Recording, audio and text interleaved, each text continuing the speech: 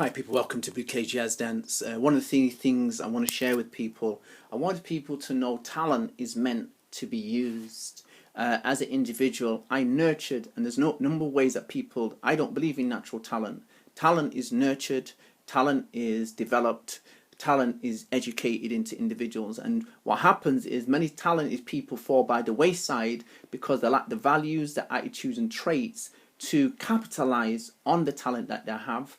They lack the ability to commit oneself to go forward. So as many people who were talented never made it because what happened, they lack discipline, they lack the lack of coaches and mentors to do what they're doing. My success is because I had amazing parents who educated me to use my talent. My parents said, use your talent to change your quality of life.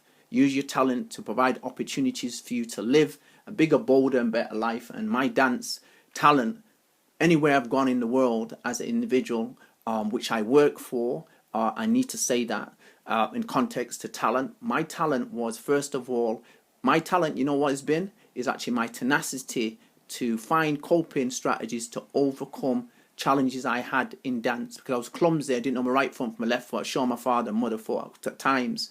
Is that this our son? Because my parents were very coordinated people. Do you understand? My brother was coordinated. My sister was better coordinated than me. I couldn't even tie my shoelace for many years. You know the reason why, people? Because I had dyslexia. All right. So I had atypical dyslexia challenges. So what happened? I couldn't find words. That was one key thing. I was an individual who had speech impediment.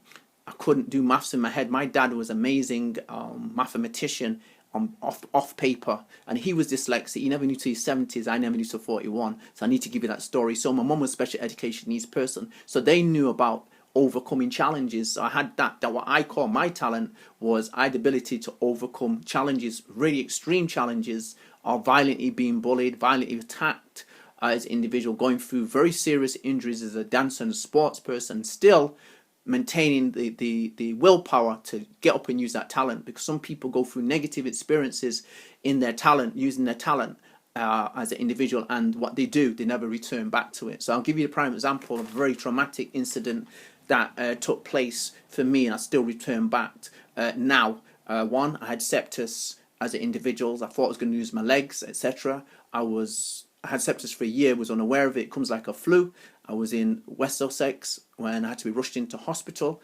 They told me, boom, etc., etc. They may have to take my legs off, this and that. They have to wait and find out. The key thing that I was glad about, one of my talents is I've always kept up to date with health news. Many of my friends went in for serious operations and died on anesthesia, people, not of the illness they had. So one of the key things when I had blood poisoning, I had to be rushed into hospital to get rid of an abscess on my finger. What happened was the doctor asked me, do I want to have it awake or asleep? So the talent of me getting to keep up to date with health news, I said, give me the operation awake, because I could have died under anesthesia, not necessarily with blood poisoning. Then what happened was, one of the greatest things, for 5 years previous to that operation, I have a saying called, what's the saying I have? Prevention is better than cure. I was in university for 5 years. I said, what is the number one activity that keeps me fit, keeps me sane, keeps me cognitive? Is dance. So I used dance for everything. That was my stress management. As a person who just found out I'm dyslexic in university, do you understand? I knew when they told me I was dyslexic, I had to learn two types of learning. I had to do university work, and I had to learn, have a practice as a person with dyslexia. So I was totally overloaded. So I thought, how can I cope? Well, just use dance, because dancing is a number one activity I've used to overcome challenges in my life, keep me positive, keep me high morale, keep my spirit focused, which you see here. Dance kept me focused. So I was dancing everywhere, in the university, anything to do with dance I used. Now, one of the key things about my project, I talked about my dance leadership, dance skills development. I wanted to talk about aspirations. I wanted to talk about aspirations, achievements, and frustrations. So I'm going to talk about the frustrations.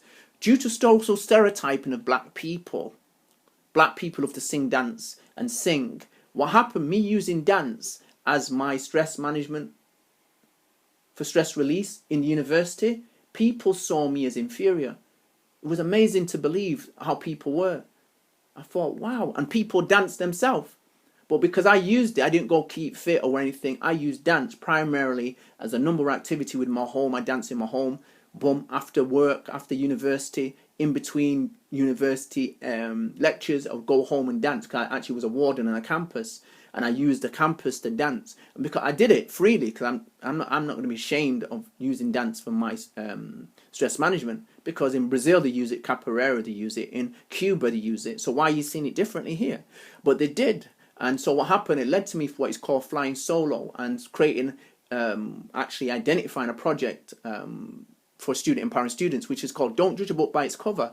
So I introduced people to research on dance, and they were shocked to find out, oh my God, this dance does this, yeah, it does that, helps cognition, helps with mental health challenges. Do you understand? Helps with cardio. I introduced sports people to information on dance. I introduced them to dance science knowledge, and they were shocked as an individual. And I said, yeah, don't judge a book by its cover, because you assume that I don't have no knowledge. But what happened, the worrying thing is that you have social stereotypes that go back to slavery. And they were shocked when I said that, because they never thought of it.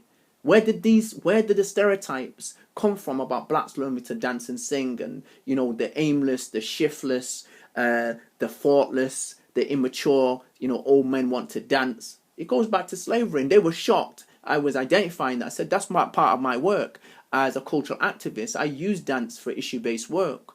And what you need to know, I'm a good guy, because if you met me, most people, African diaspora people who face discrimination for other people, cultures, they won't work with them. I work with you because I understand you've been fed stereotypes. Like I was fed stereotypes about myself, because I was fed stereotypes about our own social dancing myself, and I had to break that from actually going to classes. And so that's why I created classes, student empowering students. So what happens is we have more awareness about flamenco. We wouldn't say anything. We saw a person do flamenco, Irish dance, the jig. If they were doing that all the time, not one person would say anything. Or doing flamenco, or doing the jig, the reel, or they were doing tango. We wouldn't say anything. But when black people do it, how come then we comment, negative comments, social stereotypes come about? Because I had a number of students come to me and say, oh, you black, in a condescending way, you black people love to dance, sing. I said, I looked at them, and one person came to me and said, do you know that you get better grades if you did less dancing? A lecturer said that to me, and a student as well. Okay, I'm going to do this program, you'll see what it is. So I did student empowering students and invited them to it, and they went red, because I said, these are the stereotypes. What happened? You've been fed stereotypes about black people and dancing. We use dance more than any other culture for bonding. We use it to build camaraderie among ourselves. We knew that dance helps your mental state, physical state, and emotional state. It improves it. And this is the research to back it up. Look at a gentleman called Dr. Lovat. Dr. Lovat is a dance psychologist who was actually one of my icons because he's dyslexic. I actually follow some of the things that he does, because what happened, he studied dance psychology. I was already doing it. But what happened, he did a one-man show around the benefits of dance, and I thought that's what I'm going to follow. So I had a play already which was called Adventures of the Swing Kid, and I returned back to that in university, and another play, Rebirth of the Cool. And these are all plays about real life stories, and what happened, they're there to inspire people to do dance, but at the same time challenge them, because you must challenge an audience, but in a fun and challenging way, and it is participatory. And I talk about, one of the key things I talk about, bump, dance or die shy, is one of the key things that I had to make a decision, because in my community, my dad is Jamaican, or if my dad's not here now, Jamaican, mum's Grenadian.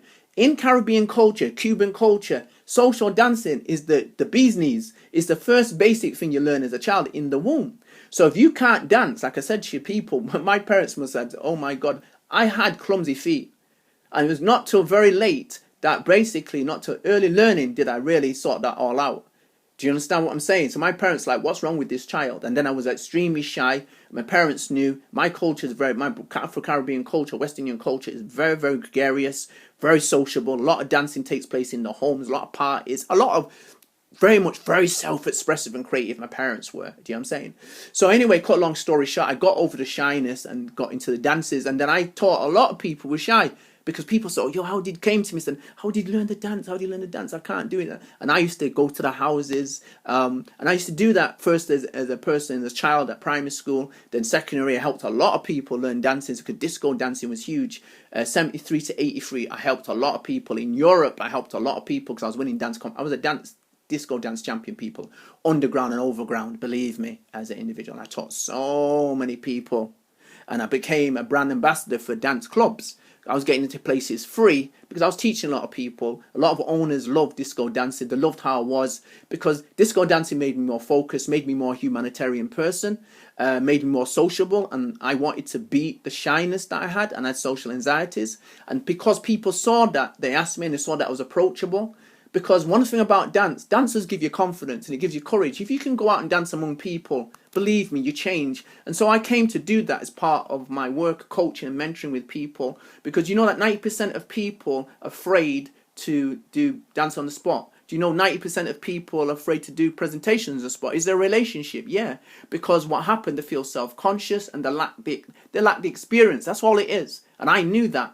So I introduced people to the lifestyle of dance and told people the lifestyle of dance led to me going onto stage.